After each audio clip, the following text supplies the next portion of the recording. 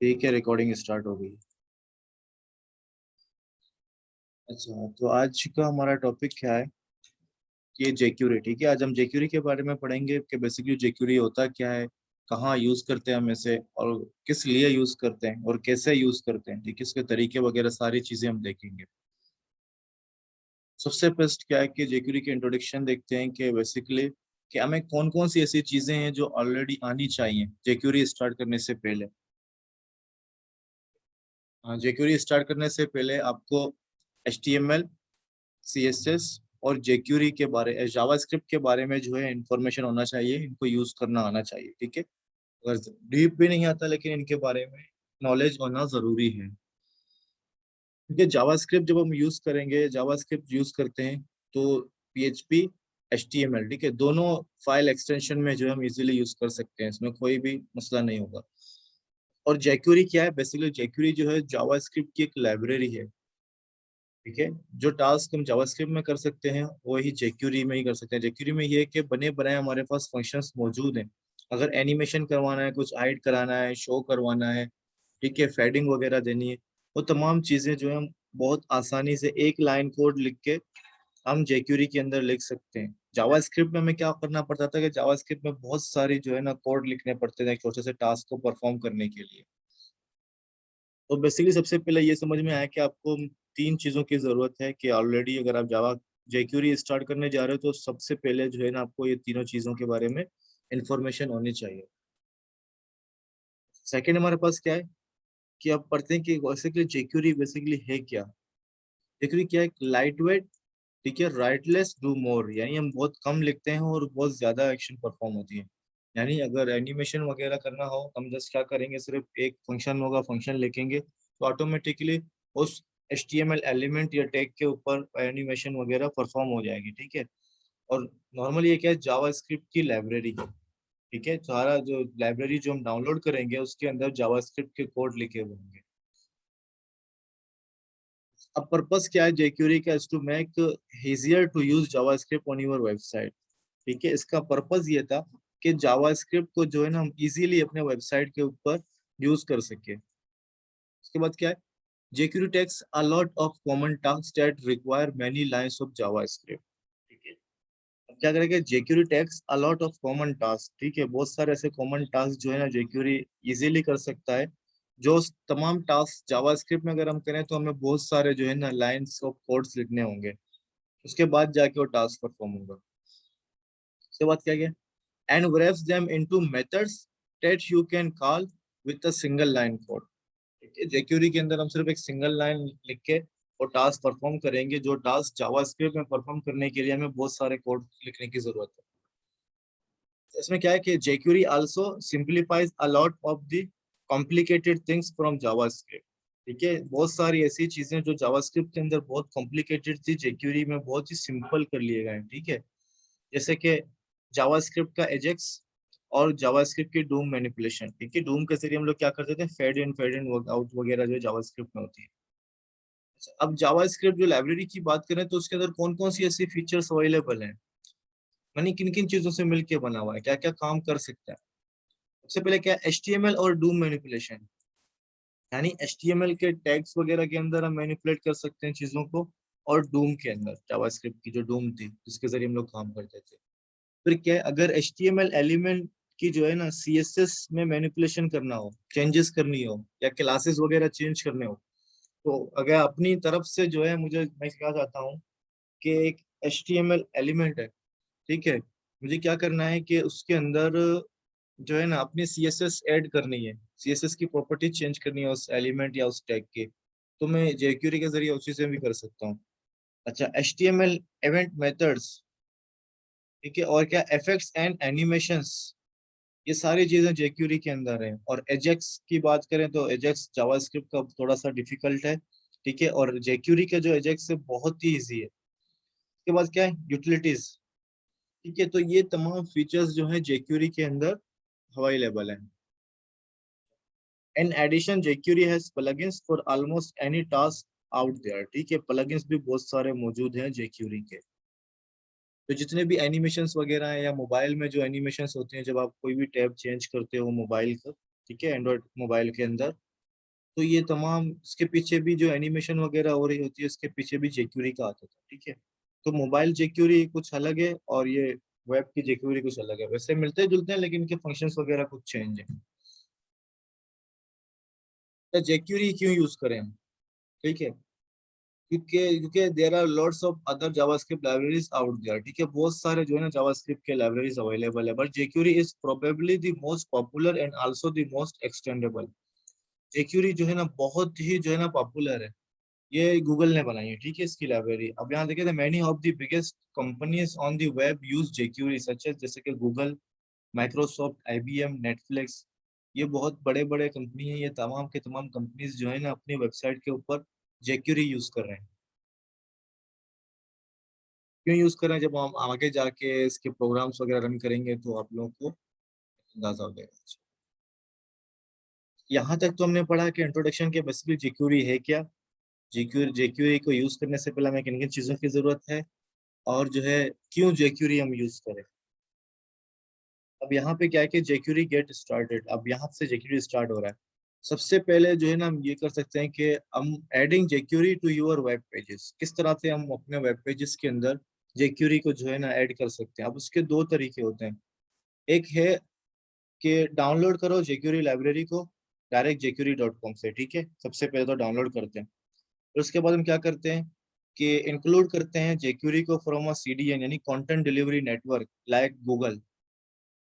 अब ये दोनों चीजें हैं क्या, किस तरह से होती हैं, अभी आप नीचे जाके पढ़ते हैं, ठीक है। सबसे फर्स्ट हमारे पास क्या आ रहा है कि डाउनलोडिंग jQuery, कि डाउनलोड किस तरह से हम jQuery को डाउनलोड करें, ठीक है। तो jQuery डाउनलोड करने से पहले यहाँ क्या करना पड़ेगा कि जाना पड़ेगा यहाँ पे jQuery.com के ऊपर, ठीक है। jQuery.com के ऊपर जाने के बाद हम क्या करेंगे, वहां पे हमें जो है ना डाउनलोड वर्जन मिलेंगे, जिप फाइल के अंदर होगा, तो वहां पे जस्ट डाउनलोड का ऑप्शन होगा, हम क्लिक करेंगे, जिप फाइल पे हमारे पास लाइब्रेरी डाउनलोड हो जाएगी, ठीक है। अब यहाँ पे देखो क्या है, there are two version of jQuery available for downloading. सबसे पहले क्या, प्रोडक्शन वर्जन। प्रोडक्शन वर्जन में क्या होता है, this is for your live website, जब आप अपने वेबसाइट को लाइव करो तो आपको क्या करना है, प्रोडक्शन वर्जन यूज करें। इसकी वजह क्या है कि एक तो ये क्या है, मिनी फील्ड है, यानी इसके साइज बहुत कम है और कंप्रेस, ठीक है।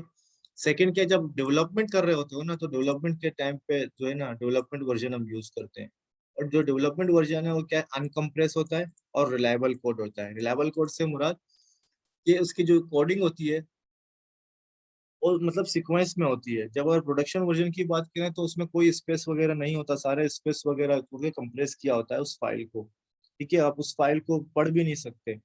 जो डेवलपमेंट वर्जन है उसके अंदर क्या होता है, अनकम्प्रेस होता है और रिलायबल कोड होती है, तो उसके क्या होता है कि आप इजीली पढ़ सकते हो उसके कोड को। Both version can be downloaded from jQuery.com, ठीक है। jQuery.com तब जाओगे तो वहाँ पे दोनों वर्जन अवेलेबल होंगे, ठीक है। एक तो ये बात कि डाउनलोड हम किस तरह से करें, डाउनलोड अगर कर रहे हैं तो डाउनलोड करने के लिए jQuery.com पे जाना होगा। उसके दो वर्जन होते हैं, एक प्रोडक्शन वर्जन और डेवलपमेंट वर्जन। जावा स्क्रिप्ट में आप लोगों ने ये टैग्स देखा होगा स्क्रिप्ट का, ठीक है, जैसे हम लोग CSS के लिए हम लोग स्टाइल यूज करते हैं, तो सेम इसी तरीके से जावा स्क्रिप्ट के लिए क्या है, हमारे पास स्क्रिप्ट है, ठीक है।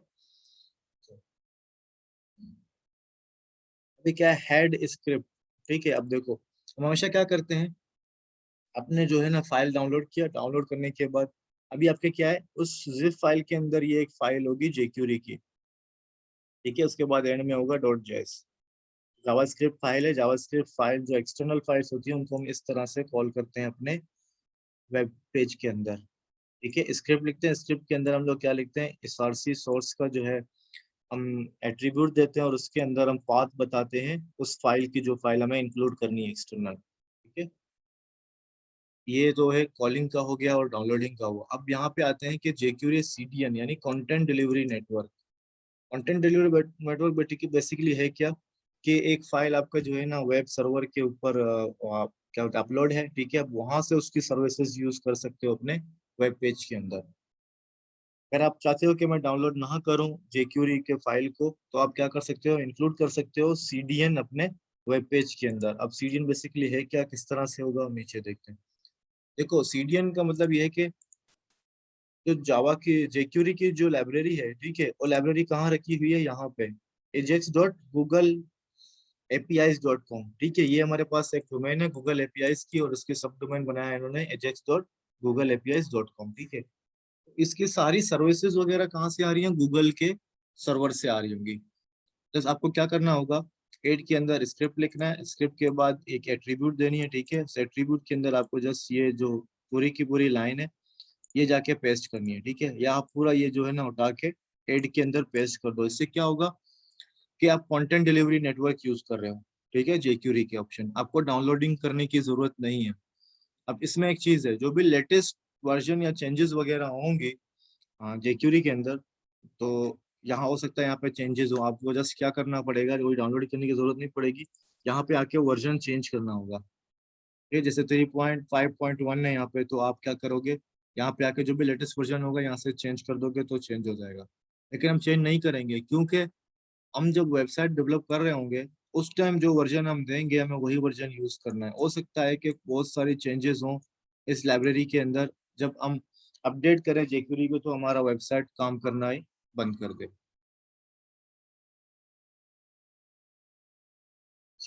अब बात करते हैं जेक्यूरी के सिंटैक्स की, कि जेक्यूरी के सिंटैक्स बेसिकली है क्या, ठीक है।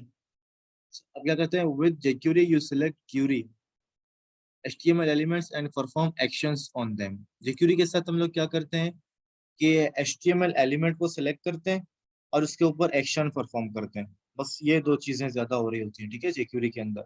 ये बात ध्यान रखना।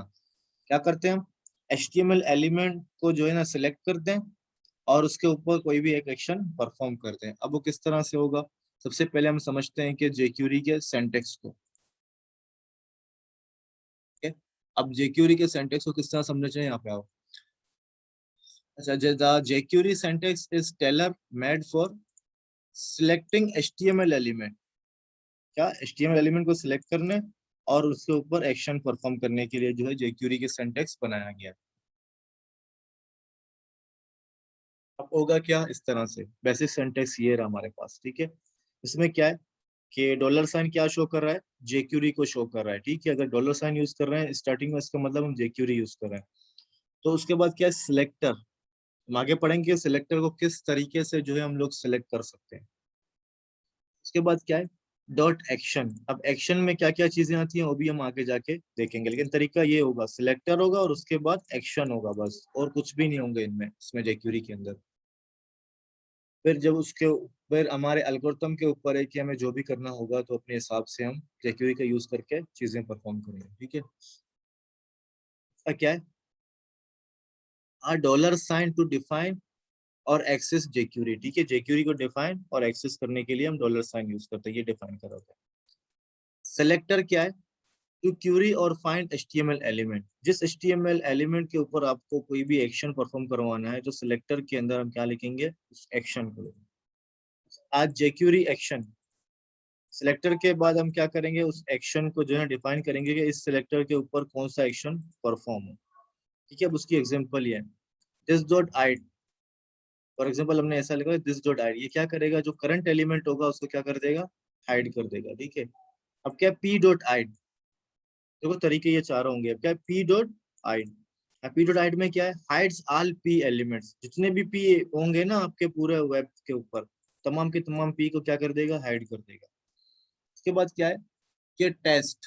अब टेस्ट ये किसको शो कर रहा है, क्लास को। हमेशा डॉट जो है क्लास को शो करता है, ठीक है। तो जितने भी टेस्ट के नाम से क्लास होंगी, हमने HTML के अंदर इस तरह HTML एलिमेंट में क्लास का एट्रीब्यूट होगा, तो उससे क्या होगा कि तमाम को हाइड कर देगी। उसके बाद क्या हमारे पास आईडी। आईडी हमेशा हैश वाले साइन से जो है शो होती है, ठीक है। तो HTML एलिमेंट के अंदर जितने भी टेस्ट के नाम से आईडी एट्रीब्यूट होंगे, ठीक है, उन सबको क्या करेगा, ये हाइड कर देगा जब हम उसके ऊपर क्लिक करेंगे या कोई एक्शन परफॉर्म करवाएंगे।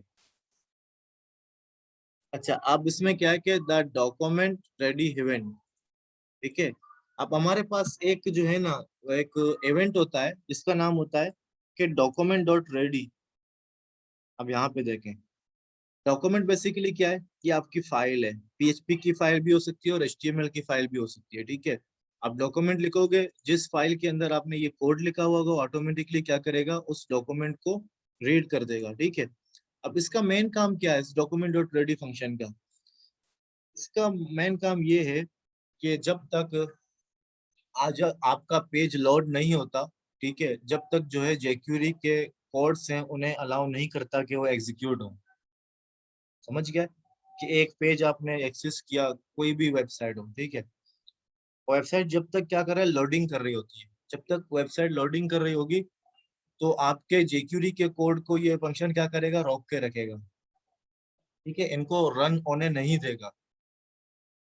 अब उसकी भी एक वजह है।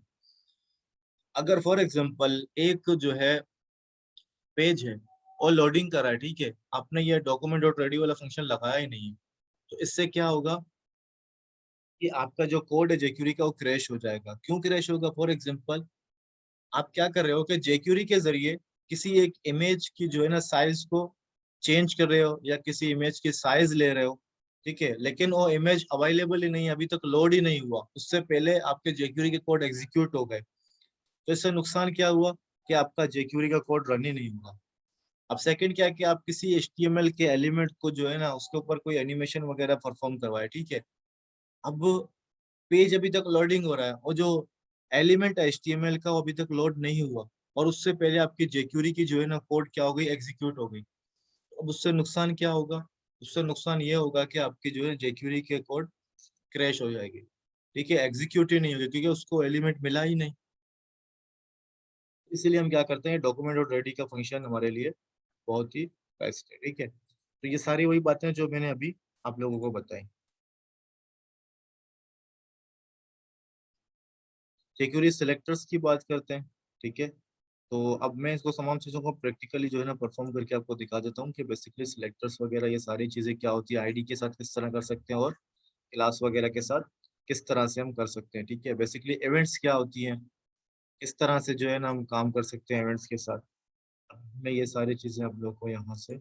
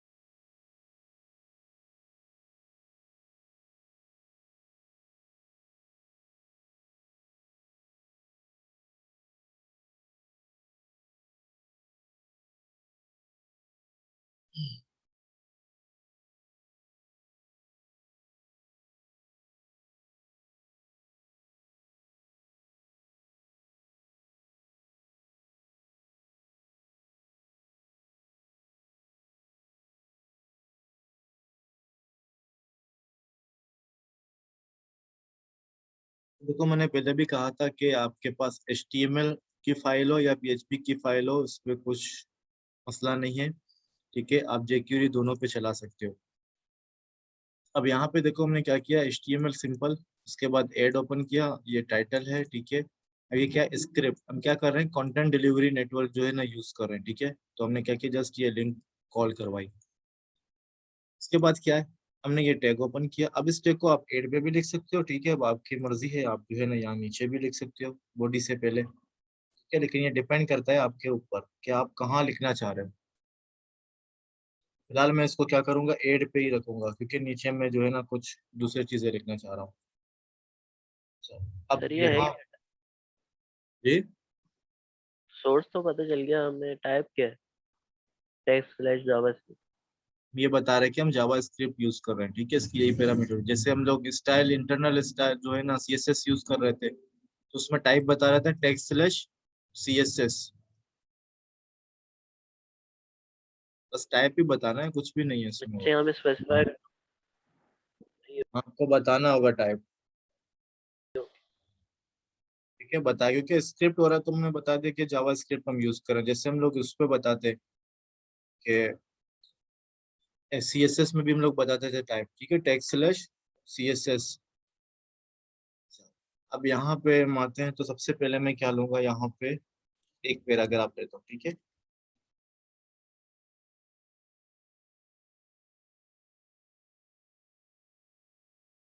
इसमें कोई ना मैंने आईडी दी है ना कोई क्लास दिया, कुछ भी नहीं दिया, ठीक। अब इसको मैं रन करता हूँ। सबसे पहले अभी तक मैंने कोई भी एक्शन परफॉर्म नहीं करवाया यहाँ पे।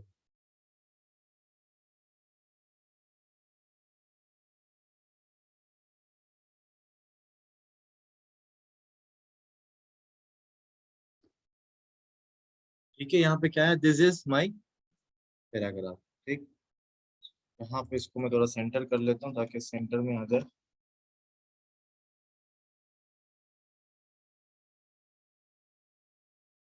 ठीक है, सेंटर में आ गया। अब देखो मुझे क्या करना है कि एक बटन भी लेना होगा।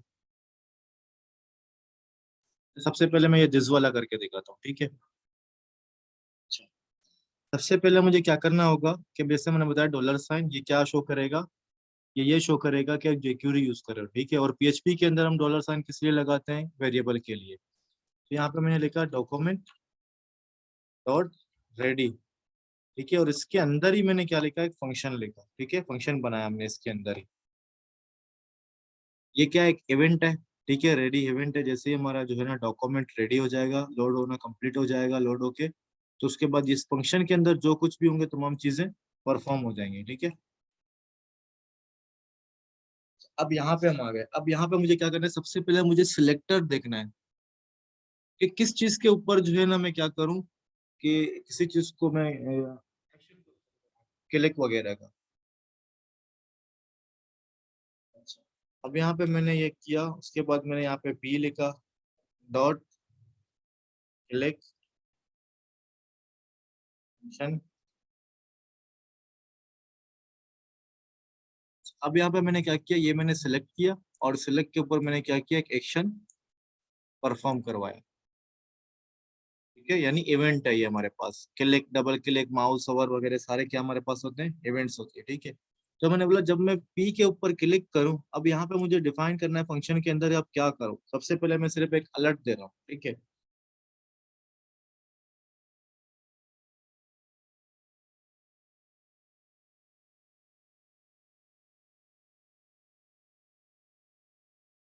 ठीक है, मैंने क्या किया, एक सिंपल सा सिर्फ एक अलर्ट किया। मैंने वहां के जब मैं पी के ऊपर क्लिक करूं तो क्या हो, कि एक एलिमेंट जो है क्या हो जाए, तो एक अलर्ट आ जाए कि ये आपने जो है ना इस एलिमेंट के ऊपर क्लिक किया। ठीक है, रिफ्रेश किया मैंने पेज। अब जब मैं यहाँ पे क्लिक करूंगा तो देखो क्या हुआ, कि मेरे पास ये अलर्ट आ गया, you have clicked on P element. ठीक है,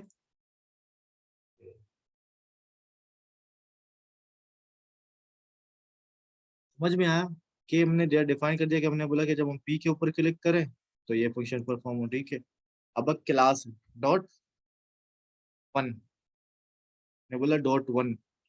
.1 क्या है, क्लास यहाँ पे लिखा, क्लास के बाद हमने यहाँ पे 1 लिख दिया। ठीक है, क्योंकि डॉट किसको जाहिर करता है, क्लास। हमने बोला अगर आपको 1 नाम की क्लास के ऊपर हम क्लिक करें तो ये चीजें परफॉर्म हो।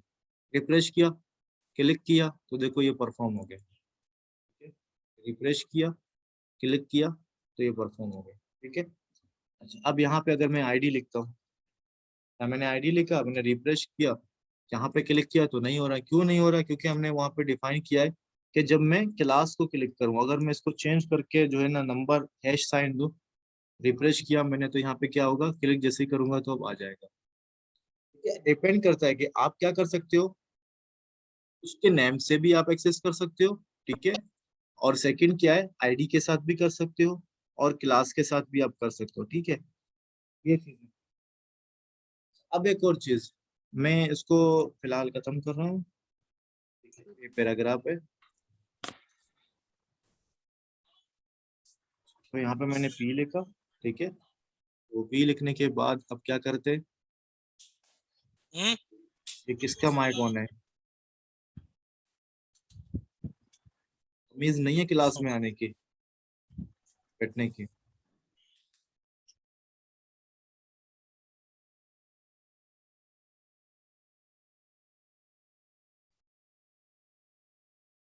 क्या देखो, ये पैराग्राफ है। ठीक है, मैंने बोला जब मैं पी के ऊपर क्लिक करूं, ठीक है, तो ये अलर्ट आई, हमने पहले भी कर लिया था। अब मैं इसको खत्म कर रहा हूँ। मुझे क्या करना है, मैंने बोला जैसे ही मैं पी के ऊपर क्लिक करूं तो मुझे ये पी क्या करना है, ऐड करवाना है। तो मैं क्या करूंगा, अब फिर मैं सिलेक्टर लूंगा। ठीक है, अब सिलेक्टर मेरा क्या है, अब यहाँ पे जस्ट मैं क्या लिखूंगा, दिस डॉट ऐड। अब इसके ऊपर मैंने क्या किया, एक एक्शन वगैरह परफॉर्म करवा दिया। ठीक है, यहाँ देखो मैंने क्या किया, मैंने जब मैं पी के ऊपर क्लिक करूं तो क्या हो, दिस डॉट हाइड, यानी दिस का मतलब क्या है, दिस इसको डायरेक्ट ले रहा है, ठीक है। यहाँ पे जो भी होगा, जो भी सिलेक्टर होगा, जिसका मतलब क्या है कि यहाँ पे जो भी सिलेक्टर होगा उस वो दोबारा हमने यहाँ पे लिख दिया, ठीक है। जब हम इसको रिफ्रेश करेंगे तो जैसे ही हम इसके ऊपर क्लिक करते हैं तो क्या हुआ, ये हाइड हो गई, ठीक है। अब इसको हम रिफ्रेश करें दोबारा वो आ जाएगा, क्लिक हो गई, ठीक है। अब हम क्या करेंगे, दो बटन बनाएंगे। यहाँ पे हमने लिखा बटन, बटन को हमने क्या दिया, आईडी दिया, कौन सा, हाइड, ठीक है।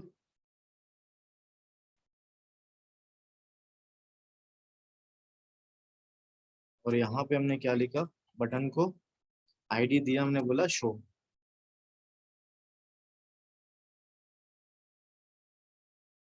ठीक, अब यहाँ दो बटन है हमारे पास, एक के अंदर जो लिखा हुआ है कि हाइड, और एक में क्या लिखा हुआ है, शो, ठीक है। तो यहाँ पे सबसे पहले मैं ये चेंजिंग करूंगा, मैंने कहा कि हाइड बटन, और यहाँ पे सेम चीज मैं कॉपी कर रहा हूँ,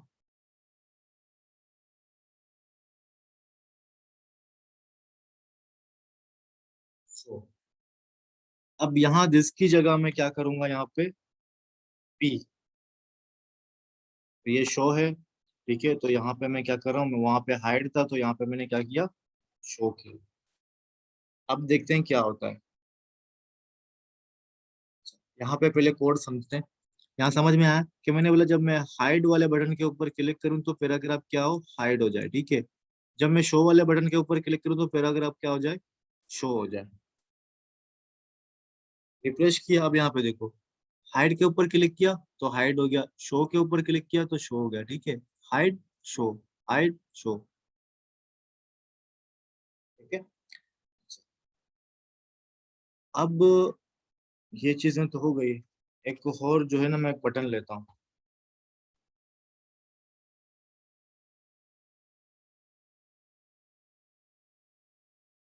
गूगल के नाम से मैंने एक बटन लिया, ठीक है। और पैराग्राफ्स को भी मैं बढ़ा लेता हूँ।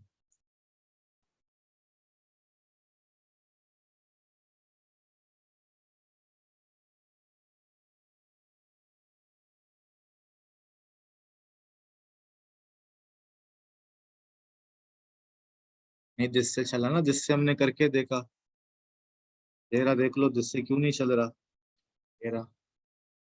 मैंने लिखा पी, मैंने बोला पी को जब मैं क्लिक करूं तो क्या हो, इससे तो करके मैंने दिखाया कि आप हो रहे देखो,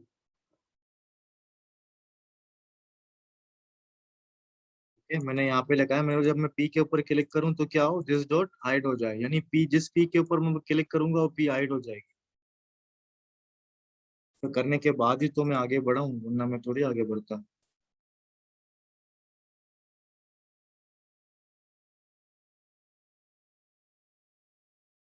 जिस पी के ऊपर आप क्लिक करोगे वो तो हाइड हो रहा है।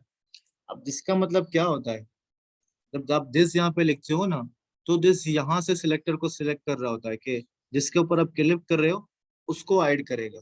अब अगर बटन के ऊपर हम देखें तो बटन को हाइड करेगा, पैराग्राफ उसको पी को थोड़ी हाइड करेगा, पी को हाइड ही नहीं करेगा। इस वजह से हमने क्या किया कि बटन दो बनाए, ठीक है, ताकि मैं आपको दिखा सकूंगा किस तरह से होता है।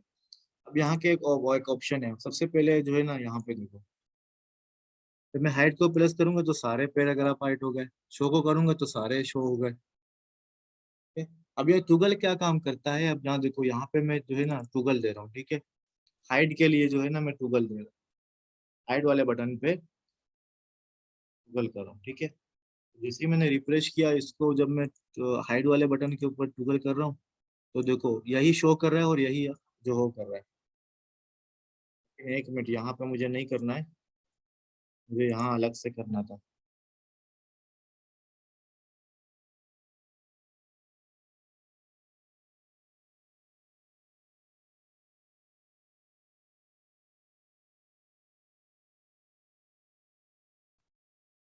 ठीक है, अब तीन बटन है हमारे पास, ठीक। हाइड मैंने किया, यहाँ से शो किया, ठीक है।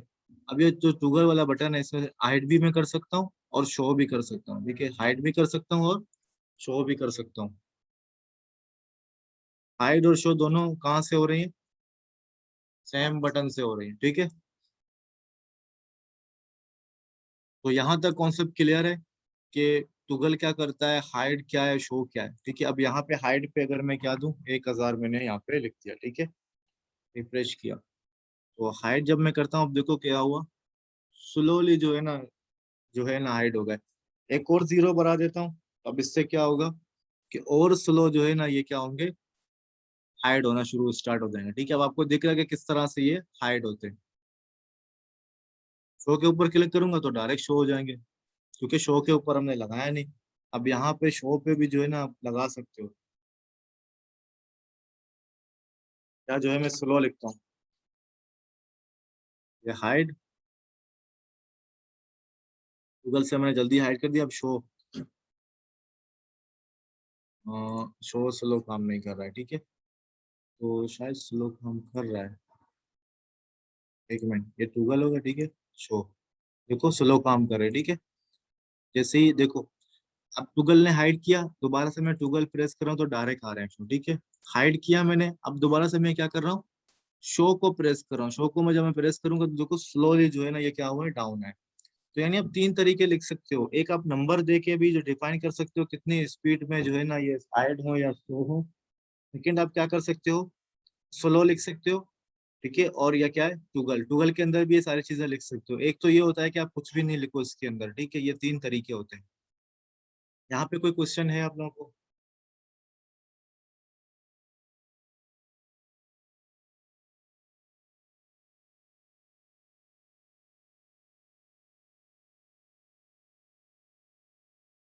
अभी फिर आगे बढ़ते हैं, ठीक है। तो यहाँ पे मैं आपको दिखाता हूँ कि हमने क्या क्या चीजें पढ़ी।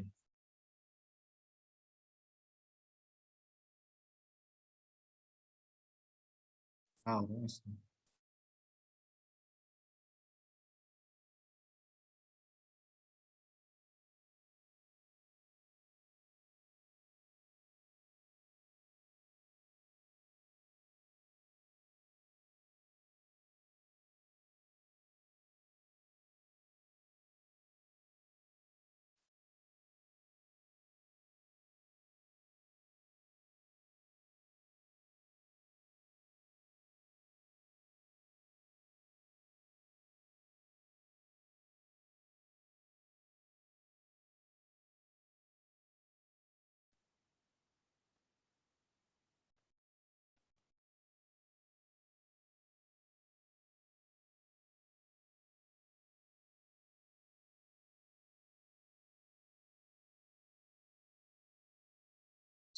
तो ये सेशन खत्म हो रहा है, ठीक है। तो दोबारा से जो है मैं सेशन स्टार्ट करूंगा, ज्वाइन कर लेंगे।